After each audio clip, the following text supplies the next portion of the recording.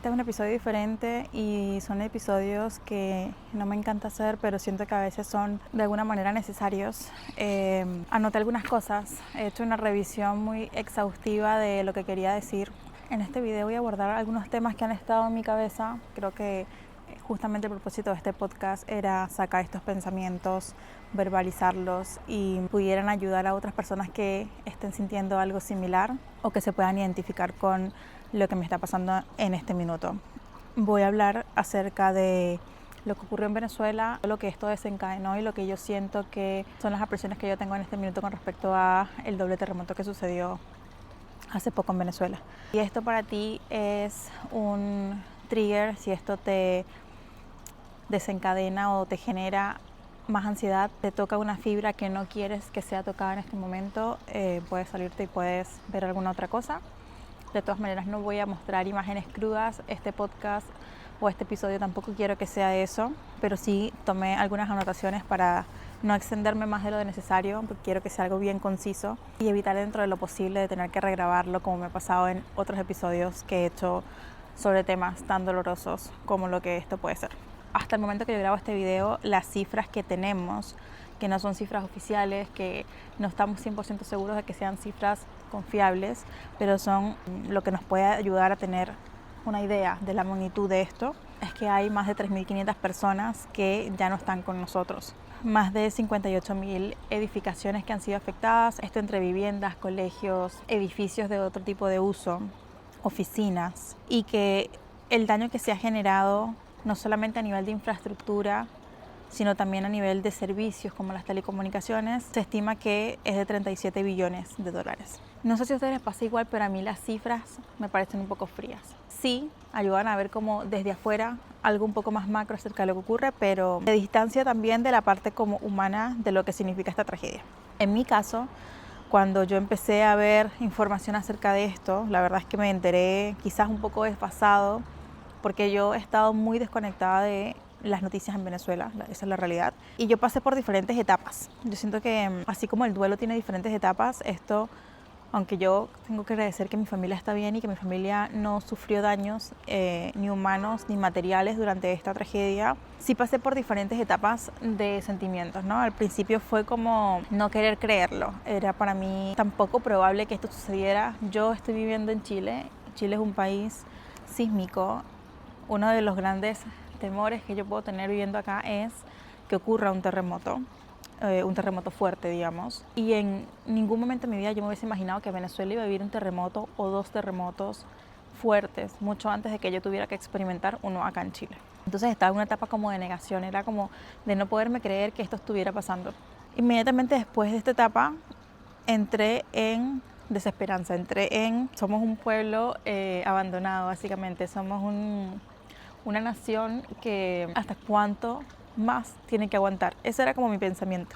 Inmediatamente después de esa desesperanza de sentir que estábamos olvidados, me entró una profunda rabia, que creo que también la sintieron muchas personas porque lo vi, lo escuché y lo sentí. Era una rabia absoluta con la política, porque sí hay una rabia con la dictadura que hemos tenido que soportar y que seguimos soportando, pero también era una rabia con la política de oposición. Para mí era inaudito pensar en todo lo que ha pasado políticamente en Venezuela desde que yo tengo uso de razón.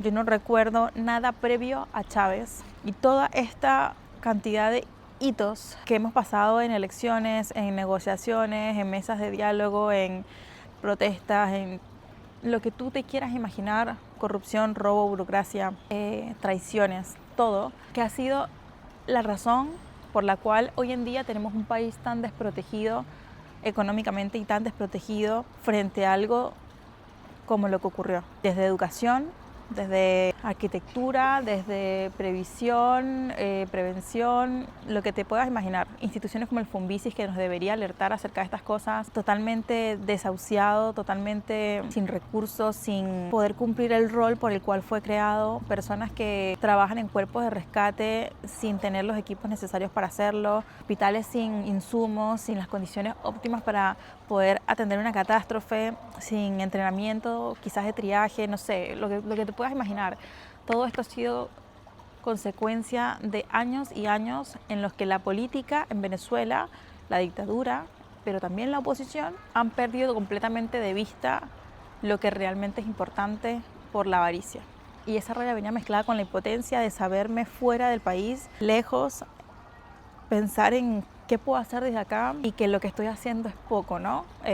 Porque creo que muchas de las personas afuera nos sentimos igual, sentíamos que por mucho que estábamos haciendo cosas dentro de nuestras capacidades y cada uno dentro de sus medidas y su tiempo y su también economía, nos sentíamos como insuficientes frente a tal tragedia.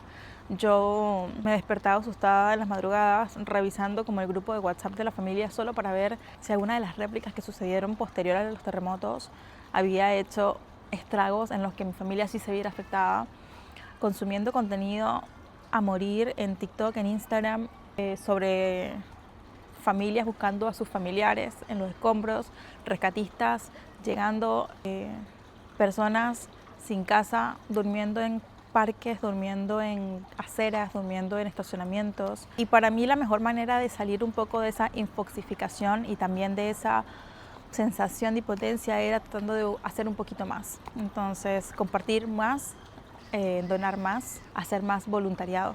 Aquí en Chile se generaron centros de acopio, se generaron alianzas entre personas que pudieron lograr aviones para enviar una carga humanitaria. Yo empecé donando dinero a ciertas organizaciones y personas que en Venezuela estaban tomando el rol de ONGs sin ser ONGs para poder gestionar necesidades en la zona de La Guaira, específicamente insumos médicos para los rescatistas, comida, colchonetas, atención para animalitos. Doné en diferentes lugares, diversifiqué un poco lo que era como mi donación y luego cuando empecé a ver centros de acopio acá que ya tenían una logística considerada, porque me da un poco de nervio o miedo, no sé, donar sin que tuvieran resuelto el tema de cómo mandarlo. Hice una donación de insumos médicos y a través de esa donación de insumos médicos entré en un grupo de voluntarios y terminé prestando ayuda en una bodega, digitalizando las donaciones para poder generar las guías de las cajas que después se iban a paletizar para poder enviar la carga.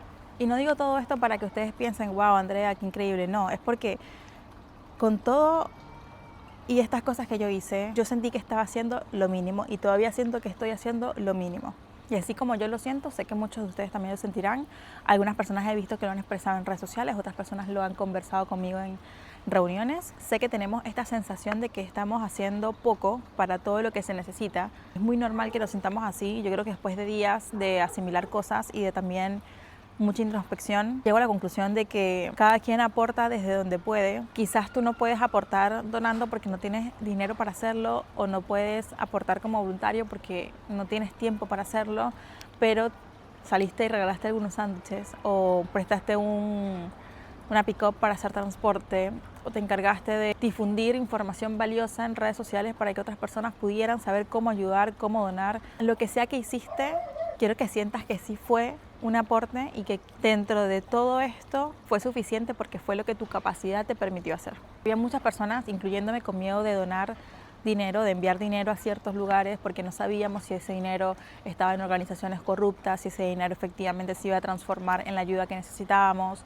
No había una garantía, no la existe todavía, creo. Por eso me parece que varias de las personas se abocaron más a donar hacia familiares o amigos que estaban organizándose para comprar cosas. Y está perfecto como para la inmediatez, está perfecto porque en ese momento quizás era lo que se necesitaba, pero a gran escala siento que es un poco insostenible. Por dos motivos. El primero es porque las personas que están haciendo todas estas labores de poder recibir estas donaciones y transformarlas en lo que sea que van a donar para después trasladarlo hacia los lugares, no van a poder hacerlo en el tiempo, a menos de que se dediquen 100% a eso, que creo que también es una visión un poco irreal. Y por otro lado, por más organización rápida que pudimos tener en un principio, como al cuarto o quinto día ya estábamos empezando a notar que hacía falta una organización un poco más desde arriba para no duplicar esfuerzos en zonas, sí llevar a otras zonas un poco más desamparadas. Y no es una queja, no es una crítica para las personas que hicieron esto, de verdad yo aplaudo de pie a cualquier persona que se tomó la tarea de y la responsabilidad de hacer este tipo de trabajo, porque debe ser durísimo no solamente tener que invertir todo este tiempo en comprar cosas, pero también constantemente exponerte hacia una realidad que puede afectar la sensibilidad y la mentalidad de cualquier persona. Entonces no es una crítica, pero sí siento que esta organización civil que tuvimos, que fue muy efectiva los primeros días, requería necesariamente y requiere todavía de una organización con una capa un poco más arriba, una organización con una experiencia en atención de desastres, que lamentablemente por la situación en Venezuela no teníamos, no hubo una respuesta de Estado. De nuevo, la política es una mierda. Frente a esa inopeраncia y frente a esa nula respuesta de parte de quienes se suponen que son el Estado, no el gobierno, el Estado, el venezolano se tuvo que autogestionar. Como se ha tenido que estar autogestionando por años las cosas, porque no puede depender de que un gobierno se las dé. Y sí siento que hay que politizar esto, sí siento que hay que entender la diferencia entre una tragedia de desastre natural, que lo fue. Nadie pudo haber evitado que sucedieran 2 terremotos, pero sí se pudo haber evitado o sí se pudo haber tenido una mejor respuesta frente a este desastre, frente a esta tragedia. No la hubo porque no existían los medios, no la hubo porque no existía tampoco el interés de parte de un gobierno de proteger a la gente. No estábamos preparados y no estamos preparados para lo que viene tampoco. Han pasado casi 15 días y de todas maneras esto sigue. Hay todavía mucho que hacer y mucho tiempo que va a tener que pasar para que esto pueda mejorar. Quiero agradecer demasiado el apoyo internacional que tuvimos. Creo que me sentí abrazada dentro de todo este mar de que siempre escuchamos cosas negativas hacia el venezolano de parte de personas de otros países. Ver cómo la ayuda nos llegó desde afuera antes que desde adentro, tan rápido, tan oportuna, en muchos casos desinteresada. Los rescatistas de México, de Salvador, de Estados Unidos, de Turquía, de Alemania, de España, personas que fueron a arriesgar su vida por salvar la nuestra. Nunca les vamos a poder agradecer lo suficiente, sobre todo porque son personas que en verdad fueron de forma desinteresada y que pudieron ser esa mano que necesitábamos para apoyar a los rescatistas que teníamos en las zonas de la tragedia, que eran en muchos casos civiles y en otros casos rescatistas profesionales, pero que estaban trabajando sin recursos porque no existían recursos. Y aquí no sé si esto sea contradictorio o no, pero a mí no me importa si después el país X utiliza esto como campaña política. Para mí eso es la menor de mis preocupaciones, porque en una tragedia como esta, en la que cada segundo cuenta, no nos podemos detener a pensar si esta persona va a hacer o no de una donación una campaña política. ¿Quieres ganarte votos en tu país o crear alianzas a raíz de ayudar a la vida de personas que están bajo los escombros? Dale, lo que quieras, no me importa. Que viene ahora, como buena persona que es ansiosa, pienso mucho hacia adelante y qué puede venir ahora, ¿no? Que va a suceder en Venezuela en los siguientes meses, en los siguientes años, y creo que viene un trabajo durísimo de reconstrucción que no sabemos cómo va a suceder, no sabemos con qué dinero va a suceder, no sabemos en cuánto tiempo va a suceder ni en qué condiciones. Piensen que el día de hoy hay muchas escuelas que fueron destruidas y muchas otras escuelas que están siendo usadas como refugio, por lo cual vamos a tener niños que cuando se empiecen a retomar un poco las actividades escolares no van a tener en dónde hacerlo. La gente podría pensar desde su contexto en otros países que se puede trabajar a distancia, con escuela a distancia, por internet, pero la realidad es que muchas familias no tienen un computador, no tienen acceso a internet, no tienen los recursos tecnológicos para poder hacer eso realidad. La situación en los hospitales sigue siendo precaria, siguen estando colapsados, si ya lo estaban, ahora más. Muchas de las personas que estuvieron atrapadas y que salieron sufrieron amputaciones y son personas que se van a tener que enfrentar a una realidad muy distinta de sus vidas. Van a requerir trabajo psicológico, pero también aprender a ser una persona con discapacidad dentro de un país que no tiene infraestructuras ni prácticas inclusivas. El transporte público no está preparado realmente para asistir a personas que les falte una pierna, que les falte un brazo. Son cosas que estando afuera o personas extranjeras dan por sentado porque mal que bien funcionan en sus países, pero en Venezuela no es así.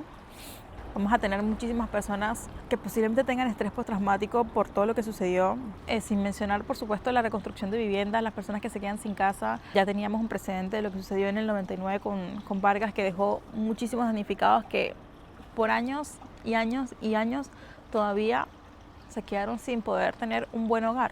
Las cosas materiales se recuperan, pero en un país como en Venezuela quizás no se recuperen. Y dentro de todo el optimismo que yo puedo tener, creo que es una realidad que no se puede ignorar. ¿Cómo ayudar? Yo voy a dejar en el link de esta descripción un enlace que se llama Dona Seguro, donde tú puedes escoger qué tipo de ayuda quieres hacer, si la quieres hacer hacia los niños, hacia los hospitales, hacia los rescatistas, hacia los animalitos, hacia personas ancianas, hacia ONGs. Vas a tener una cantidad enorme de opciones para que tú puedas escoger la que te llegue más al corazón. Y por favor, si tienes a un venezolano cerca, si conoces a algún venezolano, que lo puedas invitar a sentarse a conversar un rato, hazlo. Si ese venezolano trabaja contigo, ten un poco de empatía, quizás esté un poco más lento, quizás esté un poco menos productivo. Yo personalmente me está costando como conectar las neuronas para formar un pensamiento, así que creo que esas son formas en las que puedes ayudar, obviamente difundiendo y compartiendo información. Y si de verdad tienes la posibilidad de, aunque sea $1, $1 o lo que tengas, donar, no te olvides de que en la descripción va a estar el link para Donar Seguro. Nos vemos en el siguiente episodio.